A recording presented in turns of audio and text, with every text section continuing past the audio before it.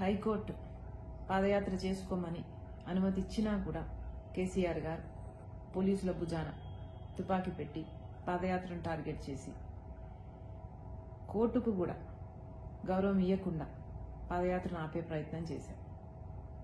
నిన్న ఆమరణ దీక్ష చేస్తామంటే వైఎస్ఆర్ తెలంగాణ పార్టీ నాయకులను, కార్యకర్తలను ఎక్కడికక్కడ అరెస్టులు చేశారు, ఎక్కడికక్కడ బందీలను చేశారు. లోటస్ పాండ్ చుట్టూతా దీక్ష చేస్తున్న ప్రాంగణంలో మొత్తం అన్ని వైపులా బ్యారికేడ్లు పెట్టారు, చెక్ పోస్టులు పెట్టారు, కర్ఫ్యూ విధించారు.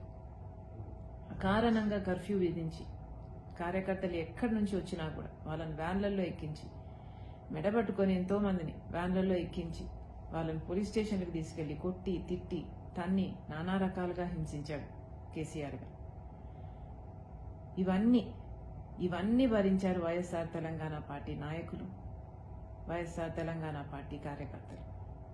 ఒకటి మాత్రం చెప్తుంది రాజశేఖర రెడ్డి బిడ్డ, మీ త్యాగాలను రాజశేఖర రెడ్డి బిడ్డ ఎప్పటికీ మరవదు.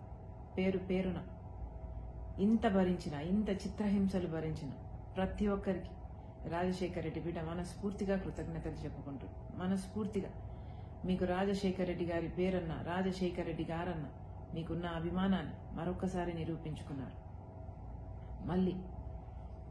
మళ్ళీ గుర్తు చేస్తున్నా, కేసీఆర్ గారు రాజశేఖర రెడ్డి బిడ్డను పంజరంలో పెట్టి బంధించొచ్చు అనుకుంటున్నాడు. అది కేసీఆర్ తరం కాదు. ఉదయించే సూర్యుని ఎవ్వరూ ఆపలేరు. మళ్ళీ చెప్తున్నా, వైఎస్ఆర్ తెలంగాణ పార్టీ ఎందుకు పెట్టాము మరొక్కసారి గుర్తు చేసుకుందాం. రాజశేఖర రెడ్డి గారి సంక్షేమ పాలన మళ్లీ తేవడం కోసం. అది తీసుకొచ్చేంత వరకు, అది సాధించేంత వరకు ఈ పోరాటంలో, మన పోరాటంలో మరొక్కసారి మీ అందరూ రెట్టింపు ఉత్సాహంతో పనిచేస్తారన్న నమ్మకం నాకుంది.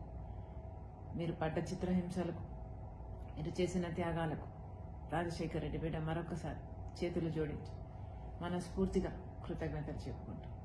Thank you.